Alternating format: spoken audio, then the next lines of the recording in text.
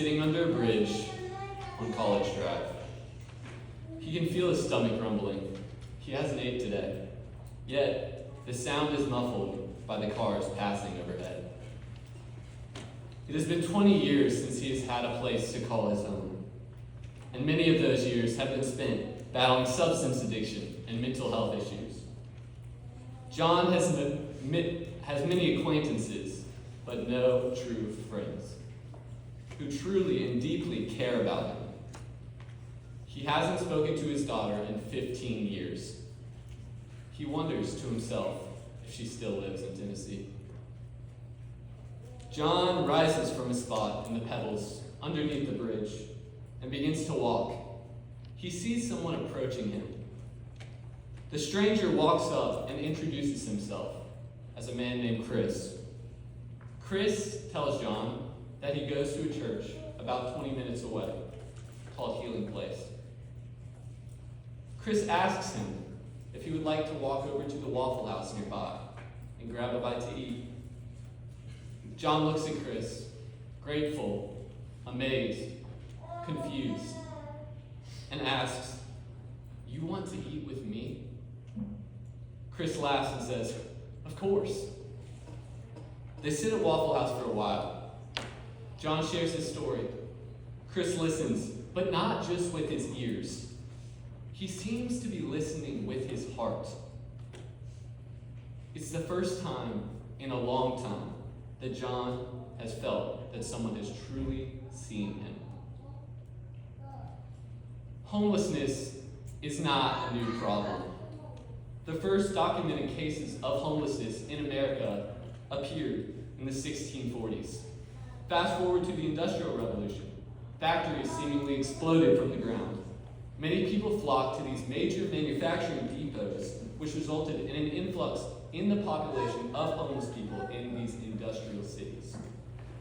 In 1929, the most significant economic downfall in America's history occurred in the form of the Great Depression.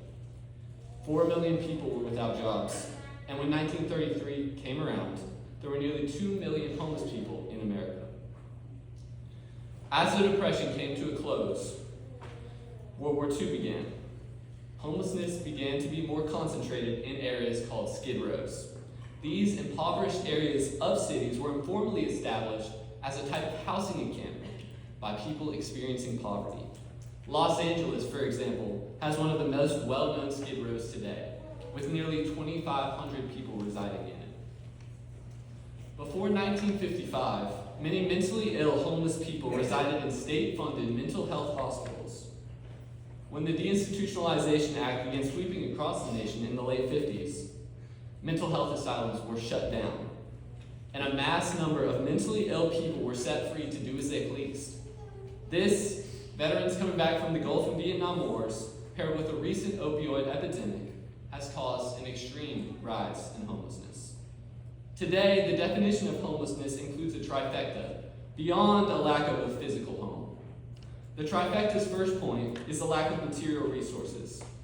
Homeless people are most likely materially impoverished. They have little to no money, no housing, and most likely little food and clothes to their name. The second point on the trifecta is their relational poverty. Homeless people often lack supportive relationships in their lives. The third and final point on the trifecta is mental illness and addiction.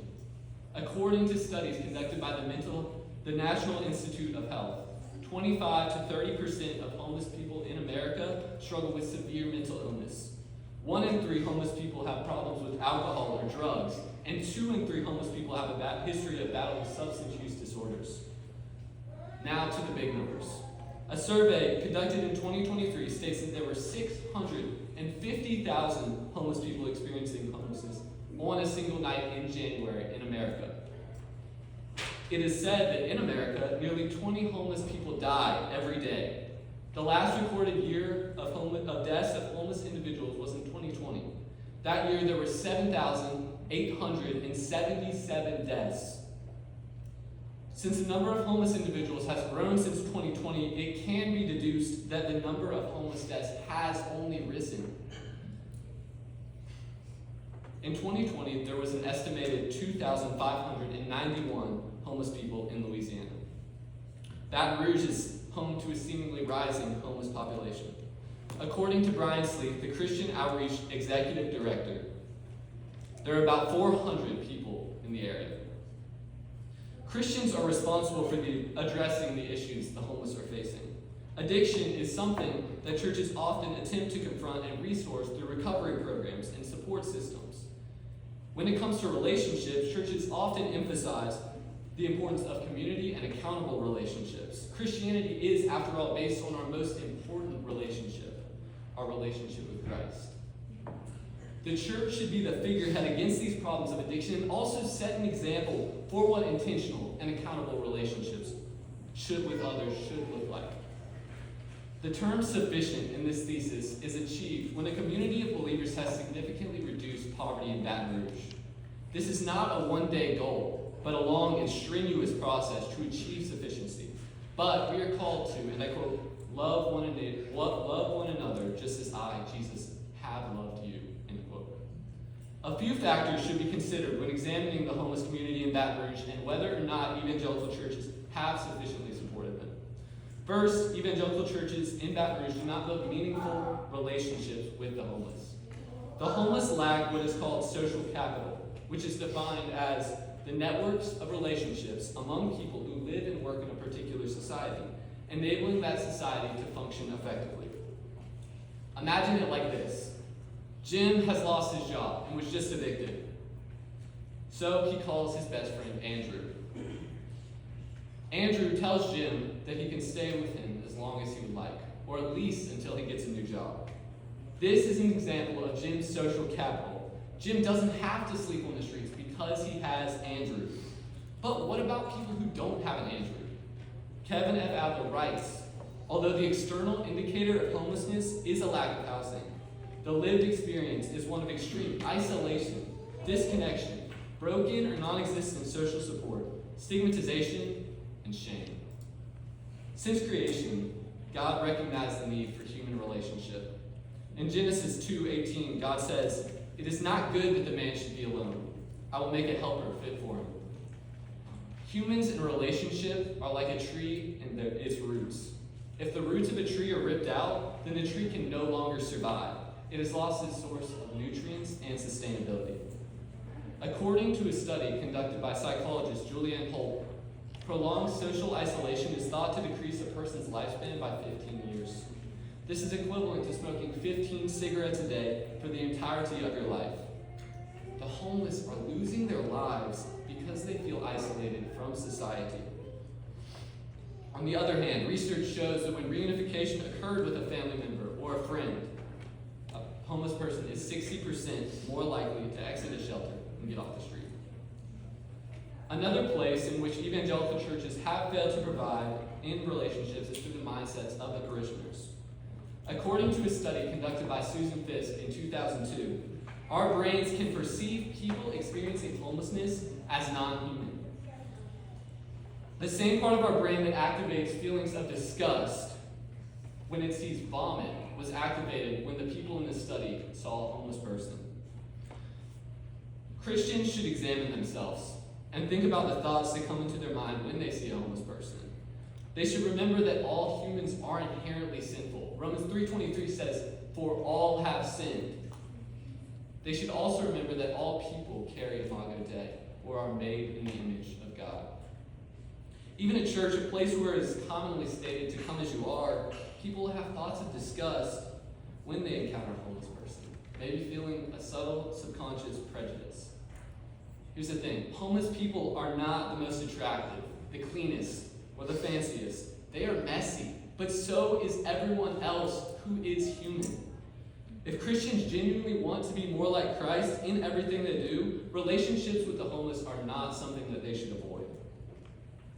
Beyond broken relationships, churches in Baton Rouge often fail in the way that they give. Churches are often seen as insufficiently giving to the homeless by giving nothing. One interviewed church employee said this when asked why they didn't have a homeless ministry.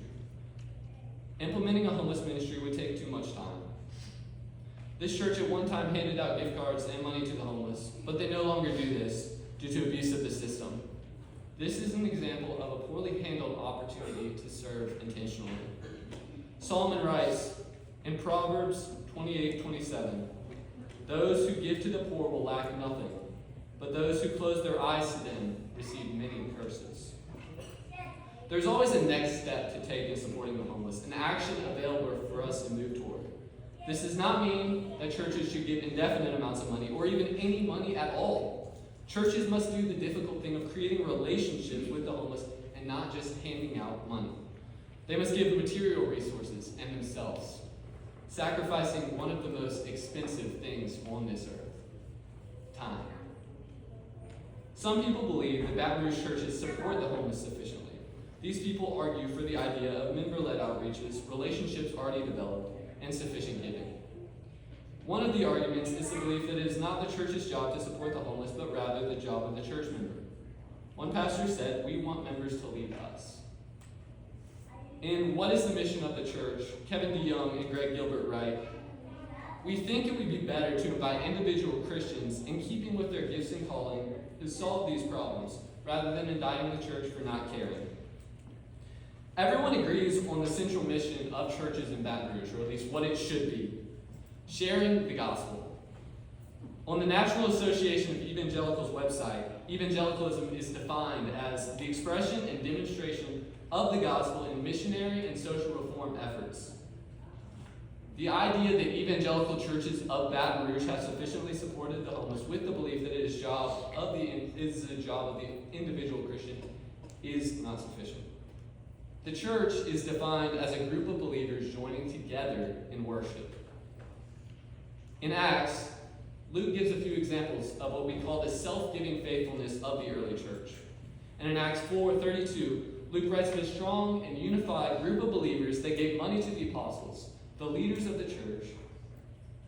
The apostles then distributed the money evenly among the needy until there was not a needy person among them. This story shows a great example of what a community can look like when people come together to help the poor. It also shows the importance of leaders of the religious community shaping and guiding the vision to help the poor. The second reason that people say churches have sufficiently supported the homeless is through their giving and creative relationships. One example of the giving that these people are talking about is through gift cards. Multiple churches in Baton Rouge hand out gift cards when the homeless come knocking. While handing out gift cards is not inherently bad, the problem arises when it is all that churches do. When the only thing a church does to support the homeless is hand out a gift card or cash, the question should arise as to whether that is really helping them. When all we do is feed them materially and fail to feed them spiritually, it is a completely missed opportunity because we know that their poverty is not material but spiritual. This is why it is imperative that when a church gives money, they give not necessarily through handouts, but through friendship, and show that they have a person who cares about them. This is what truly loving the homeless looks like. People arguing that Baton Rouge churches do enough to support the homeless by developing relationships with them might point to a church like First Presbyterian downtown or Healing Place Church. Both have flourishing homeless ministries. However, the gain of a few homeless ministries does not make up for many others' lack. The idea that Baton Rouge evangelical churches have supported the homeless through developing relationships is incorrect. One example of this can be seen in what one church staff member in Baton Rouge said. They explained that they didn't have a homeless ministry simply because of the effort it required. When meeting a homeless person, people often have a similar reaction of wanting to get as far away as possible. This is an unhealthy mindset to have. Steve Corbett summarized Galatians 4:1-7 well. He writes, "We are all profoundly broken people who deserve eternal punishment. But through Christ's death and resurrection, and absolutely no merit of our own, we are now adopted as sons and daughters of our Heavenly Father." This is not to say that every person should immediately pull over and go share the gospel with every homeless person they see on the side of the road. That would, in many cases, be unwise. The point is to say that Christians often miss the easiest opportunities to show love to the homeless. One struggling lady said, "It feels like no one cares enough to talk to me." Homeless people need more people to show that they care. If an atheist feels compelled to give a homeless person a $5 bill, then what should the love of God and of Christ compel Christians to do? Even more. Throughout this paper, we have explored the idea that homelessness is not only a material problem, but a relational one. Many of the churches in Baton Rouge have failed in building meaningful relationships with the homeless. We have also looked at the idea that churches have failed to provide for the homeless community through their lack of giving. At the beginning of this speech, we talked about two men named John and Chris. After they ate, Chris asked John if he would like to go to church with him. John went, and they continued to get food together. Eventually, through connections developed with other church members, John was able to get an apartment and a job for the first time in a long time. Healing Place and First Pres are doing a great job of sending people out into Baton Rouge who are truly helping impact the homeless community. But you might be asking yourself, what about churches who aren't Healing Place and First Pres? Churches that don't have the same number of members and resources that these churches do. What should they do? I would like to offer 3 steps of action. First, initiate a conversation with church leadership and find out what your church is doing to help the poor, specifically the homeless population. Second, encourage your church to partner with local homeless organizations and help better equip them with volunteers and finances. Thirdly, inquire about the possibility of holding services outside the building in more homeless populated areas of Baton Rouge. Titus writes, "For the grace of God has appeared that offers salvation to all people. It teaches us to say no to ungodliness and live self-controlled, upright, and godly lives in this present age." So my question to you all today is, how does the grace of God affect you?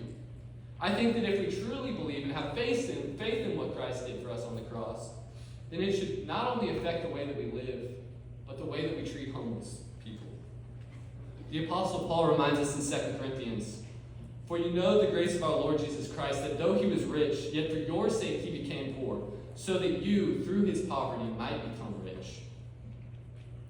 As we think about how to interact with people on the margins of society, I would like to leave you all with a quote from Hugo's Bishop in Les Mis.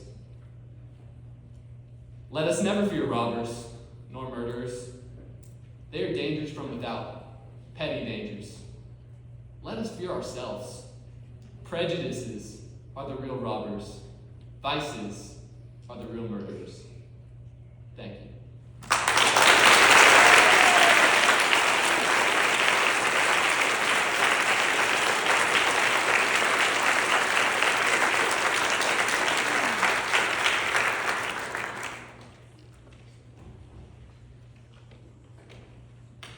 Thank you, Landry.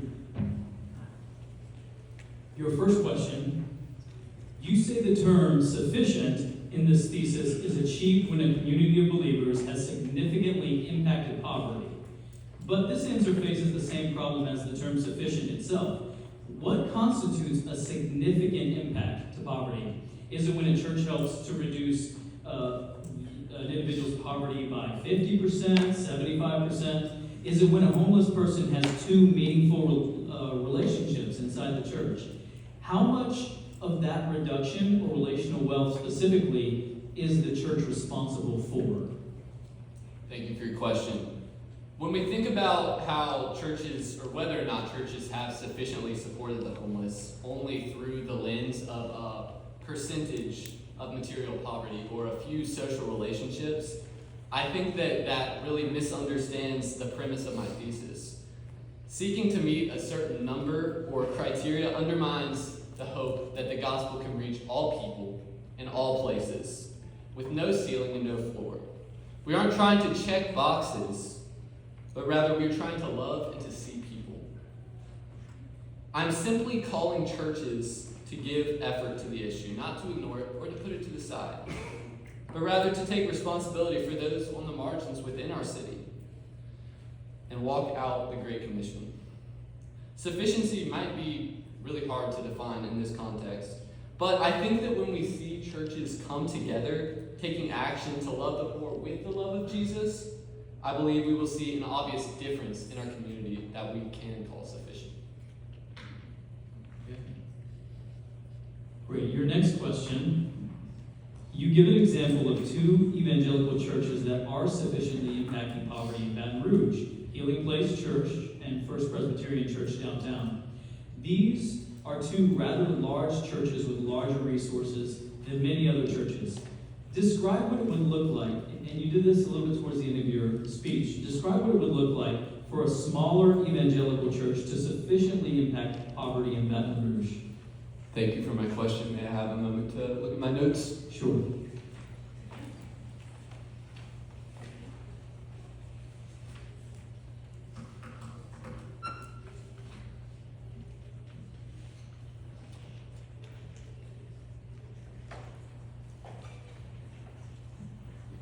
Again, thank you for your question. I think the first thing, and I really should have put this in my speech, but the first thing that we need to do as Christians is pray.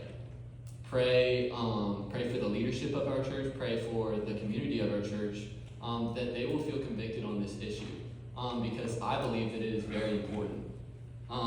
Like I said in my paper, there's a lot of actions that you can take, and I feel like if I haven't established this already, I think that a lot of times when people look at homeless ministry, it's like, oh, we're going to spend more money. But in reality, when doing all this research, it's really just taking the time to go talk to these people. And so looking at it from a relational lens, I think a step that smaller churches could take is just, if you feel convicted about this issue, go and take a group of people out and just go take some homeless people out to lunch, or go eat with them, go listen to them. And I think that will be more impactful on you and your perspective of them than you will ever imagine. In my limited interaction with homeless people and the few times that I've had conversations, it's crazy, and they have so much to tell you. So just take the time to have a conversation. I think that's the easiest step. And also do things, pray, initiate a conversation, try and encourage your church to partner with these organizations, because the organizations in Baton Rouge need volunteers. They need people to help. So, Landry, a little bit of follow-up on that. Do you know some churches that are doing this intentionally? You mentioned Healing Place. Are they training people to go out to meet people, like your story of John at the beginning? Yeah, I'll brag on Healing Place. I don't know if anyone here goes there, but I talked to, I believe they have a homeless, like a specifically homeless ministry dedicated staff member. So what this guy did, and I haven't talked to him in a while, so I'm not exactly super fresh on everything, but he organizes a bunch of people to go out, and they have many, like tens of people who are getting lunch and meeting with homeless people on a week-to-week basis. So I think or something like that is, I guess, what, can you repeat your question? Yeah, no, you're answering it well. That's right. Just wondering who is doing this ministry. Yeah. And I like what Young Place is doing. Okay. Thanks, Landry. You define homelessness as a trifecta of lack of material resources, relational poverty, mental illness and addiction. Those three: lack of material resources, relational poverty, and mental illness and addiction. Are churches in Baton Rouge sufficiently impacting the third point of mental illness and addiction? Why isn't solving mental illness and addiction the job of the state or federal government? Well, why is it the job of the local church? Thank you for your question. May I have a few minutes to consult my notes? Sure.